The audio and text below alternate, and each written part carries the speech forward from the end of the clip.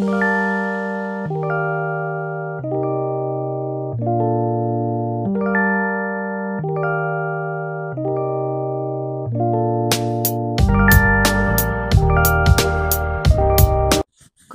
minasang. So ngayon ay Yasumi namin Tomi. 2 days Yasumi namin. So nag-search ako ng magandang galaan malapit lang sa amin dito.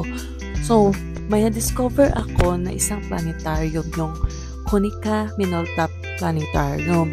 So napaka-excited ko. It's because 5 lang yung planetarium nila dito sa Japan. So 3 sa Tokyo, isa sa Yokohama, at isa din dito sa Nagoya. So, malapit kami sa Nagoya.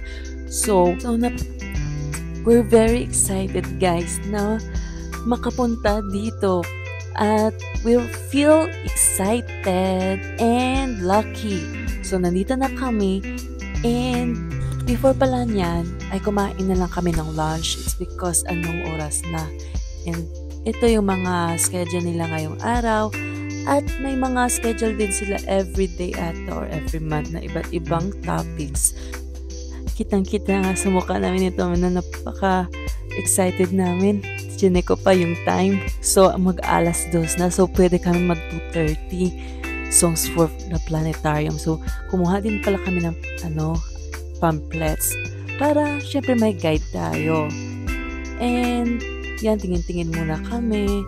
Tapos syempre pupunta na kami sa front desk para magtanong kung ano yung mga dapat gawin. So si Tommy, sa sobrang niya excited, nag-t-shirt siya ng NASA. Tingnan nyo guys. Yan. At syempre nagtanong kami kung pwede kami magkatabi sa upuan. Sabi sa front desk ay pwede sa 3:30 na lang kami magpabook kasi may IT room naman na upuan o may space pa na pwede kaming magtabi. So, syempre, wala na tayong magagawa kasi nag-date tayo. Pangit naman, di ba, na magkahiwala yung upuan pag nag-date. So, yan na lang.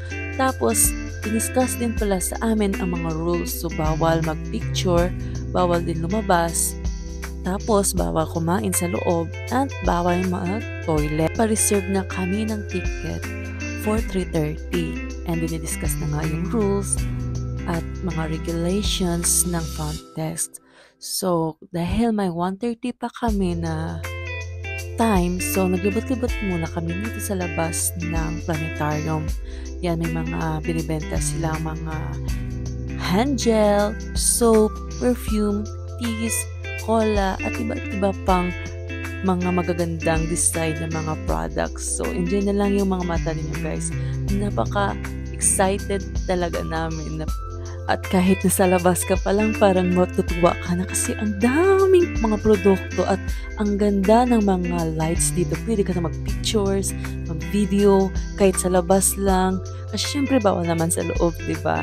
So, ang sabi pala din kanina, ay pwede ka namang mag-video or mag-pictures basta before ng start ng main event. So, before ng start niya pala, ay meron siyang pang-fireworks for 10 minutes. So, pwede kang mag-picture or mag-video. Yan yung mga nila guys, mga products. Yan, may tea pa sila. And kung mahilig kayo sa tea.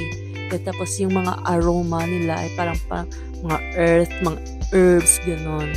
So, tinry namin yung mga nila dyan, yung mga tester nila. Pero walang tester ng Ocha. So, at dahil may time pa tayo, so may time din tayo mag-video at mag-picture dito sa labas. Kahit sa labas lang, tingnan nyo guys, ang ganda na.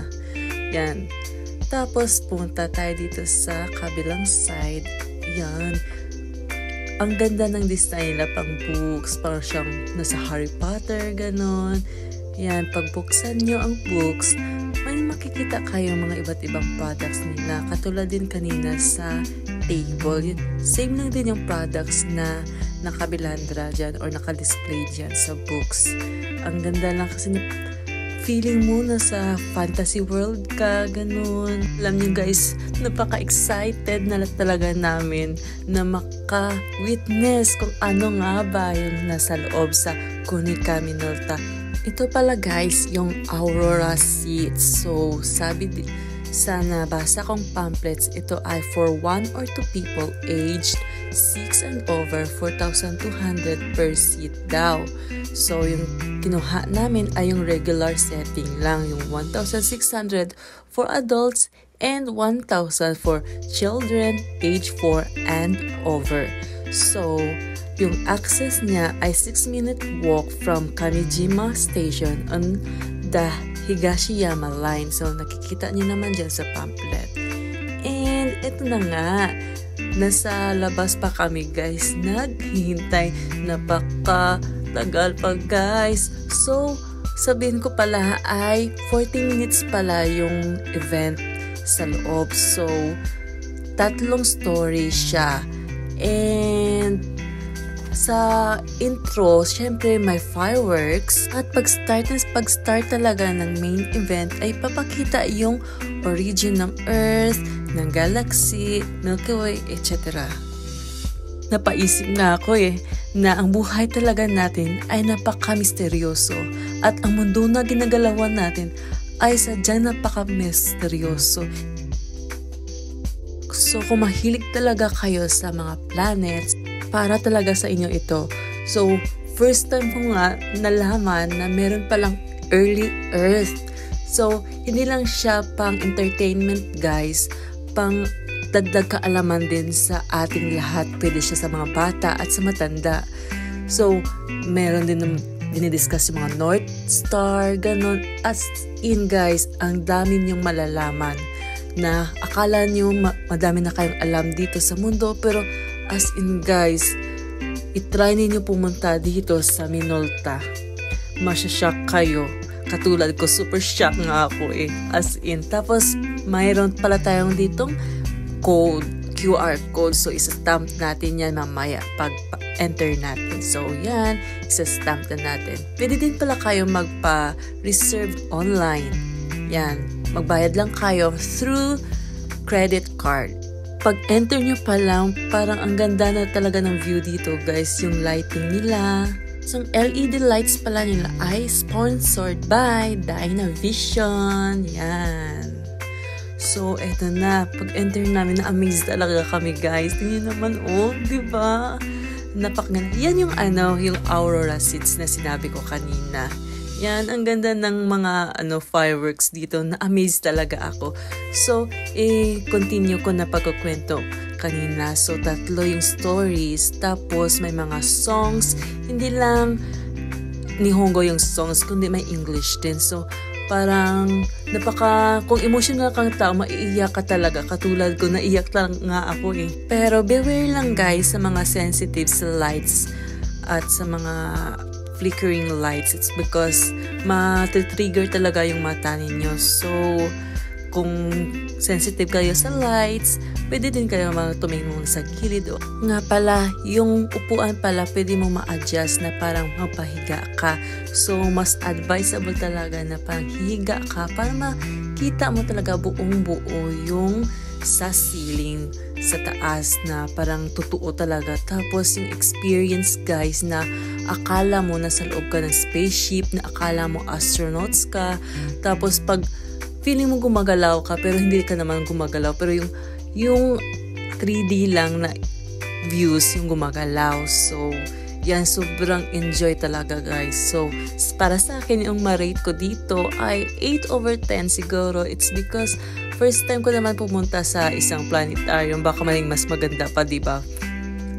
Tapos guys, yung mga kwento pala or mga stories ay related talaga sa planeta, sa stars, sa moon. May mga through experience ng mga iba't ibang tao. Tapos may nag-narrate lang siya na voice actor. So, ang ganda talaga kasi parang yung voice actor talaga yung yung voice niya. Parang ma-feel mo talaga yung story guys. As in, tapos, syempre may mga kwento from childhood, from nagdadalaga o nagbibinata na basta related pa rin sa stars, moon, and planets. And sa mga may na-lost na loved ones, ganon. As in, super talaga, napaka-dramatic talaga kung si Tommy pa. Yan, kung mahilig kayo sa drama or something.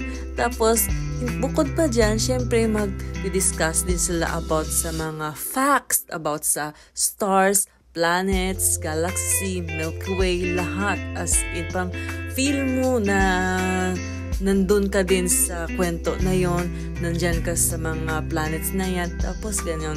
Tapos na guys, and paalis na tayo, pauwi na tayo. So, mag-video-video na lang tayo dito sa labas. Yan.